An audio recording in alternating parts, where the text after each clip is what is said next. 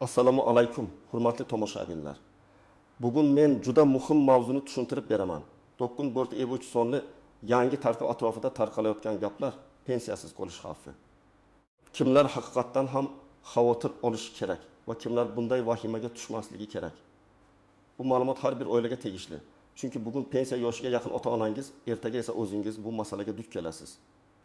Iltimos, hoziroq kanalga obuna bo'ling. Videoga like bosing. Chunki bunday huquqiy va moliyaviy ma'lumotlar odamni katta yo'qotishlardan saqlab qolishi mumkin. Men bugun sizga oddiy tilda, murakkab qonuniy iboralarsiz tushuntiraman. Avval qanday edi? Endi nima o'zgaryapti? Kim pensiya olishda muammoga duch kelishi mumkin? Qanday hujjatlar kerak bo'ladi? Qayerga murojaat qilish kerak va eng muhimi, hozirdan qanday harakat qilsangiz, keyin nega menga pensiya chiqmadi deb sarson bo'lmaysiz. Eng katta muammo shundaki, ko'pchilik pensiyani avtomatik narsa deb o'ylaydi. Ya'ni odam 55 yoki 60 yoshga kirsa, davlat unga albatta pensiya beradi deb hisoblaydi. Lekin amaliyotda bunday emas. Pensiya faqat yoshga qarab berilmaydi. Pensiya uchun eng muhim narsalardan biri bu mehnat staji. Ya'ni rasmiy ishlagan davrlar, ish haqi bo'yicha to'langan badallar, hujjatlarda ko'rsatilgan yozuvlar va elektron bazalarda aks etgan ma'lumotlardir. Avval odamlar mehnat daftarchasidagi yozuvlarga juda ko'p tayangan. Masalan, men falon zavodda 10 yil ishlaganman. Men kolxozda ishlaganman.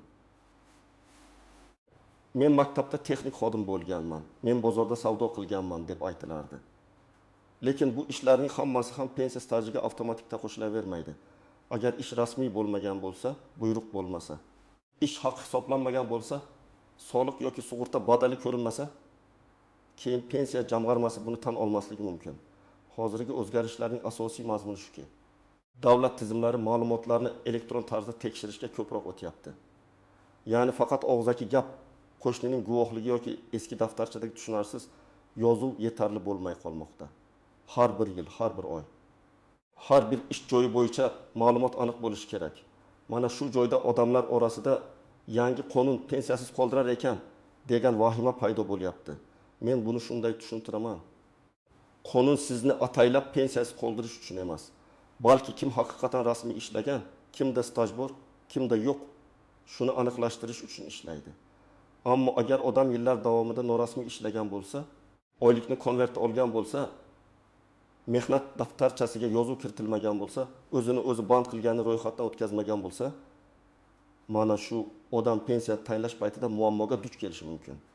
Avval ko'p joylarda mehnat munosabatlari hujjatlarda tartibli yuritilmagan. Ayniqsa 1990 yillar juda ko'p odamlar korxonadan korxonaga o'tgan, fermer xo'jaligida ishlagan, qurilishda kunbay ishlagan, bozorda savdo qilgan, chet elga borib kelgan. Lekin bularning hammasi rasmiy tizimda ko'rinmagan. Odam o'zi uchun men ishladim-ku deb o'ylaydi. Lekin pensiya tizimi qayerda hujjat bor deb so'raydi. Endi esa har bir fuqaroning ish faoliyati elektron bazalar orqali tekshirilyapti. Ish beruvchi sizni rasmiy ishga olganmi? Buyruq chiqarganmi? Mehnat shartnomasi tuzilganmi? Soliq hisobotida siz ko'rsatilganmisiz? Oyligingizdan kerakli to'lovlar amalga oshirilganmi? Mana shu savollar muhim bo'lib qoldi. Agar javob yo'q bo'lsa, siz aslida ishlagan bo'lsangiz ham pensiya hisoblashda o'sha davrdan olinmasligi mumkin.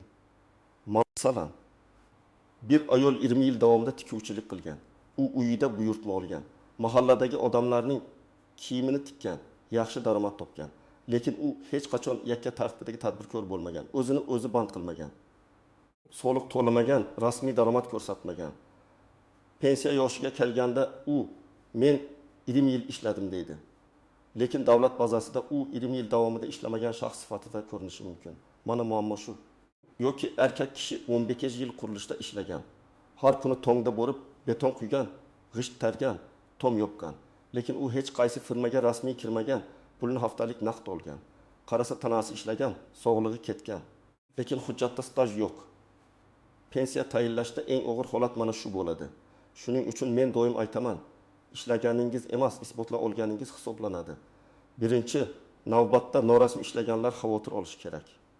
Agar siz yillar davomida biror korxonada ishlab, lekin mehnat shartnomasi tuzmagan bo'lsangiz, ishga qabul qilish buyrug'ini ko'rmagan bo'lsangiz, ish haqingiz kartaga rasmiy tushmagan bo'lsa, sizda xavf bor. Ish beruvchi sizga aka, opa, hammasi joyida degan bo'lishi mumkin. Lekin pensiya tayinlaydigan idora og'zaki va'dani emas, hujjatni ko'radi. Ikkinchi guruh o'zini o'zi band qilmasdan ishlab yurganlar. Bugun ko'pchilik taksichilik qiladi, sartaroshlik qiladi, uyda shirinlik pishiradi, repetitorlik qiladi, telefon ta'mirlaydi, mebel yig'adi, yer haydaydi, qurilish brigadasida yuradi. Bularning hammasi mehnat. Lekin rasmiylashtirilmasa, kelajakdagi pensiya stajiga ta'sir qilmasligi mumkin. Agar siz bugun men yaxshi pul topyapman deb faqat daromadga qarasangiz, 10-15 yil o'tgach, nega stajim kam degan savol oldingizdan chiqadi. Uchinchi guruh chet elda ishlaganlar. Rossiya, Qozog'iston, Turkiya, Koreya yoki boshqa davlatlarda ishlagan yurtdoshlarimiz ko'p, lekin chet eldagi ish staji har doim ham O'zbekistondagi pensiya hisobiga avtomatik qo'shilmaydi. Bu masalada davlatlararo kelishuvlar, rasmiy mehnat shartnomasi, badallar, tasdiqlovchi hujjatlar juda muhim. Agar odam chet elda norasmiy ishlagan bo'lsa, keyin uni O'zbekistonda staj sifatida isbotlash qiyin bo'ladi. 4-guruh mehnat daftarchasida xato bo'lganlar. Masalan, familiya noto'g'ri yozilgan, tug'ilgan sana boshqa, ishga kirgan sana bor, ishdan bo'shagan sana yo'q, muhr o'qilmaydi, tashkilot nomi o'zgargan, arxivda hujjat topilmaydi. Bunday mayda ko'ringan xatolar pensiya tayinlashda katta muammoga aylanadi. 5-guruh staji eng kam talabga yetmaydiganlar. Oddiy qilib aytganda, odam pensiya yoshiga yetgan bo'lishi mumkin. Lekin agar unda talab qilinadigan minimal rasmiy staj bo'lmasa, unga yoshga doir to'liq pensiya tayinlashda muammo paydo bo'ladi. Bu holatda boshqa turdagi ijtimoiy yordam yoki nafaqa masalasi ko'rilishi mumkin. Lekin u pensiya bilan bir xil bo'lmaydi. Farq odatda pul miqdorida seziladi. Agar siz davlat tashkilotida yoki rasmiy xususiy korxonada mehnat shartnomasi bilan ishlagan bo'lsangiz, har oy oyligingiz rasmiy hisoblangan bo'lsa, soliq hisobotlarida ko'rsatilgan bo'lsangiz, mehnat daftarchangiz yoki elektron mehnat tarixingiz toza bo'lsa, sizda xavf ancha kam. Lekin baribir tekshirdirish kerak. Chunki tizimdagi bitta xato ham keyinchalik vaqtni oladi. Masalan, o'qituvchi o'tgan yil maktabda ishlagan bo'lsa, buyruqlari, tarif stavkalari, oylik hujjatlari bo'lsa, odatda pensiya tayinlashda katta muammo bo'lmaydi. Shifokor, hamshira, davlat idorasi xodimi. Zavodda rasmiy ishlagan ishchi, bank orqali oylik olgan xodimlar ham nisbatan himoyalangan hisoblanadi. Lekin men rasmiy ishlaganman degan ishonch bilan cheklanmaslik kerak. Har bir kishi o'z stajini oldindan tekshirtirib qo'yishi shart. Birinchi misol. Dilbar opa 55 yoshga yaqinlashyapti. U 10 yil maktabda farrosh bo'lib ishlagan, keyin 15 yil uyda bolalar qaragan, keyin 5 yil tikuv sexida ishlagan. Maktabdagi 10 yil rasmiy hujjatlarda bor. Tikuv sexda esa og'zaki kelishuv bo'lgan, oylik naqd berilgan, mehnat shartnomasi tuzilmagan. Dilbar opa o'zini 30 yil ishlagan deb hisoblaydi. Lekin pensiya tizimi faqat 10 yilni aniq ko'rishi mumkin. Agar tikuv sexidagi 5 yil tasdiqlanmasa, u kutgan pensiya miqdori chiqmasligi mumkin. Ikkinchi misol. Bahrom aka 6 yoshga kiradi.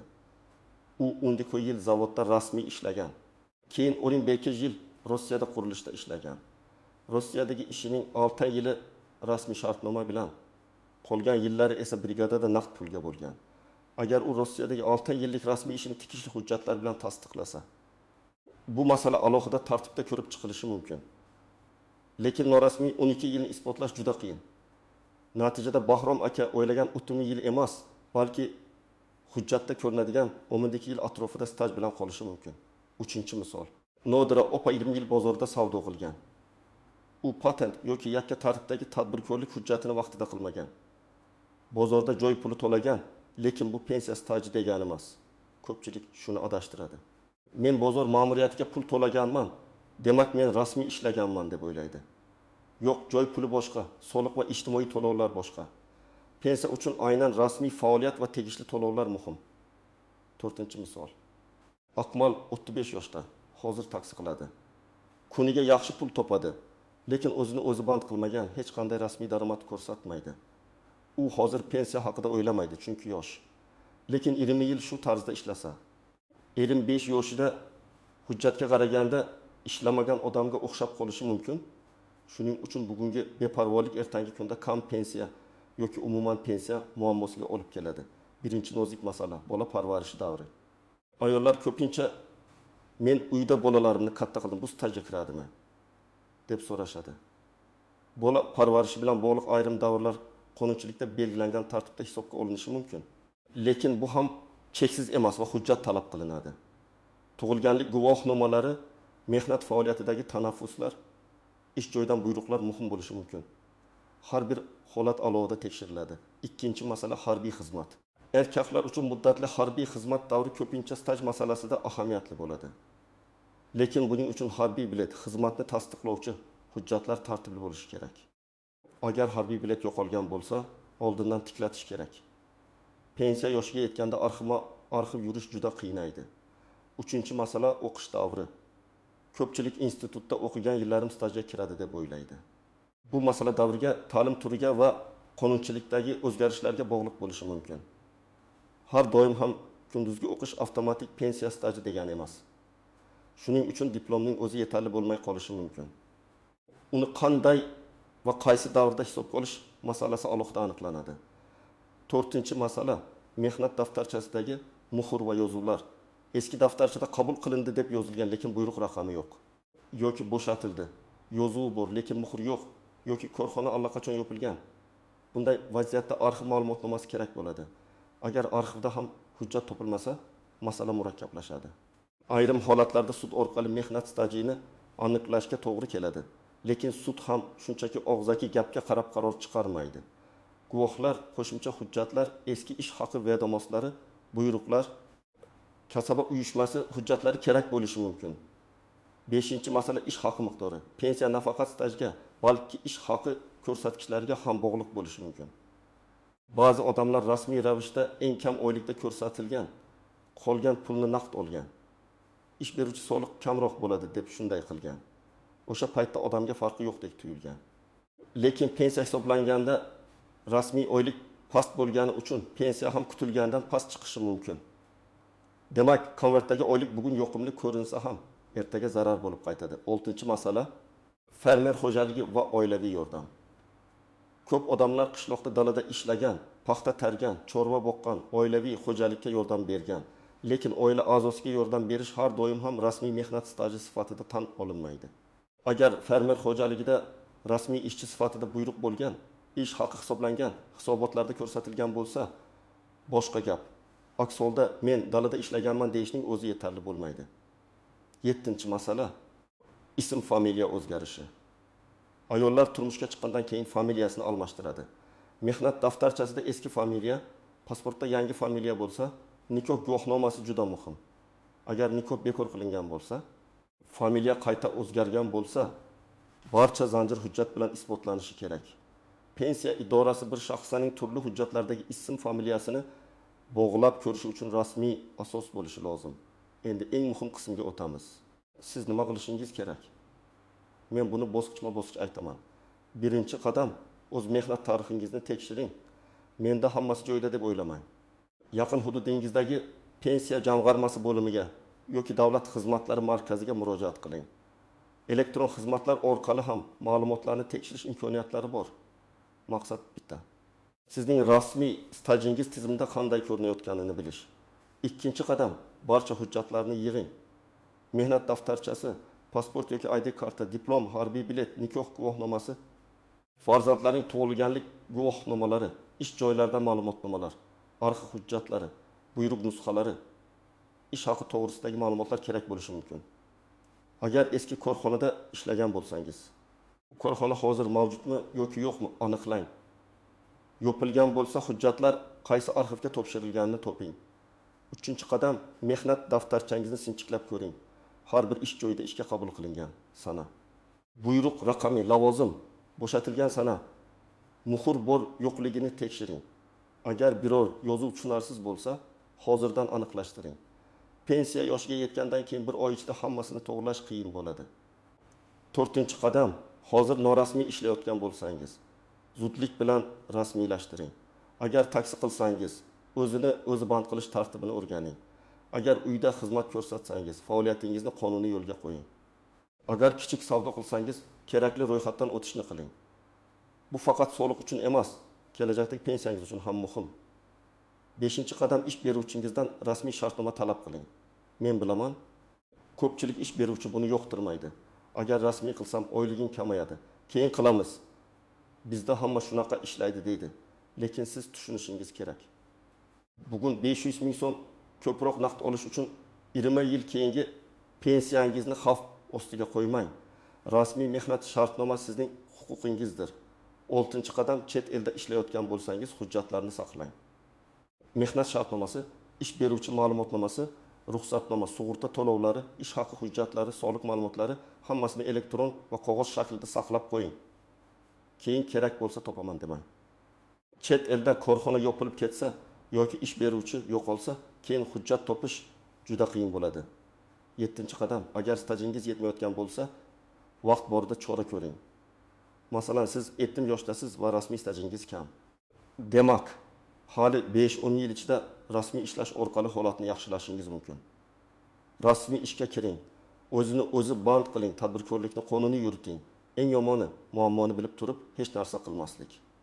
8-qadam, rad javobi olsangiz qo'rqmang. Huquqingizni talab qiling. Pensiya tayinlashda muammo chiqsa, og'zaki javob bilan cheklanib qolmang. Yozma javob so'rang. Nima sababdan qaysi davr stajga kiritilmaganini yozma tushuntirishlarini talab qiling. Shundan keyin kerakli hujjatni to'ldirasiz, arxivga murojaat qilasiz yoki zarurat bo'lsa sudga murojaat qilasiz. Yozma javobsiz muammoni hal qilish qiyin. 9-qadam, yaqinlaringizni ham tekshiring. Ayniqsa ota-onangiz, qaynota-qaynonangiz, pensiya yoshiga yaqin qarindoshlaringiz. Ular ko'pincha hujjat masalasini tushunmaydi yoki hammasi joyida deb yuradi. Siz ularga yordam bering. Hujjatlarni tartiblang, eski ish joylarini yozib chiqing, qaysi yillarda qayerda ishlaganini jadval qiling. Bu oddiy ishdek ko'rinadi, lekin keyin juda katta yordam beradi. 10-qadam, har bir hujjatning nusxasini saqlang. Telefoningizga rasmga olib qo'ying, elektron pochtangizga yuboring, alohida papkada saqlang. Mehnat daftarchasi, diplom, guvohnoma, arxiv ma'lumotnomasi yo'qolsa, tiklash ko'p vaqt oladi. Hujjatni asrash pensiyangizni asrash bilan bir xil. Eng birinchi xato hali vaqt bor deyish. Pensiya masalasini pensiya yoshiga kelganda boshlash kech bo'lishi mumkin. Ayniqsa eski ish joylari yopilgan, arxivlar ko'chgan, hujjatlar yo'qolgan bo'lsa, buni tiklash oylar, ba'zan yillar oladi. Ikkinchi xato, norasmiy ishni haqiqiy staj deb o'ylash. Ha, siz ishlagansiz, ter to'kkansiz, oilangizni boqqansiz. Lekin pensiya tizimi hujjat bilan ishlaydi. Shuning uchun bugundan boshlab har bir daromadingizni qonuniylashtirishga harakat qiling. 3-xato, past rasmiy oylikka rozi bo'lish. Masalan, siz 5 million so'm olasiz, lekin hujjatda 20 million so'm ko'rsatiladi. Ish beruvchi sizni aldashi mumkin. Baribir pensiyaga hali uzoq deydi. Lekin aynan shu past ko'rsatkich keyin pensiya miqdoriga ta'sir qilishi mumkin. Rasmiy oylik qancha aniq va haqqoniy bo'lsa, kelajakdagi hisob-kitob shuncha adolatli bo'ladi. 4-xato, hujjatlardagi ism familiya farqlarini e'tiborsiz qoldirish. Bitta harf xatosi ham muammo tug'dirishi mumkin. Masalan, bir joyda muhabbat, boshqa joyda muhabbat yozilgan. Bir joyda tug'ilgan sana 1939, boshqa joyda 1970. Bunday xatolarni oldindan tuzatish kerak. 5-xato, faqat qo'shnilarning guvohligiga ishonish. Guvohlar yordam berishi mumkin, lekin ular asosiy hujjat o'rnini har doim ham bosmaydi. Ayniqsa pensiya masalasida yozma dalil juda muhim. Hurmatli tomoshabinlar, men bugun sizga eng muhim fikrni yetkazmoqchiman. Pensiya yoshiga kirganingiz uchun avtomatik beriladigan pul emas. U sizning rasmiy mehnat tarixingiz, stajingiz, hujjatlaringiz va to'lovlaringizga bog'liq.